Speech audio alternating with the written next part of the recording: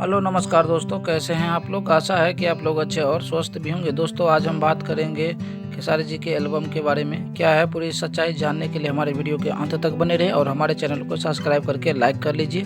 तो चलिए दोस्तों दरअसल खेसारी जी का एल्बम एक से एक बढ़कर आते ही रहते हैं दोस्तों। इसी बीच एक एल्बम कल आने वाला है दोस्तों।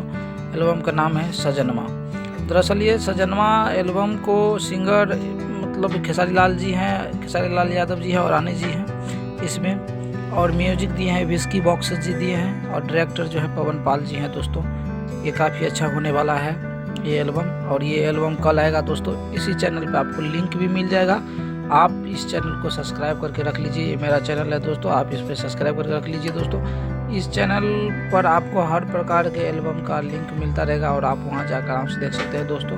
कैसा लगा हमारा वीडियो देखने के लिए दिल से धन्यवाद। जय हिंद दोस्तों, नमस्कार।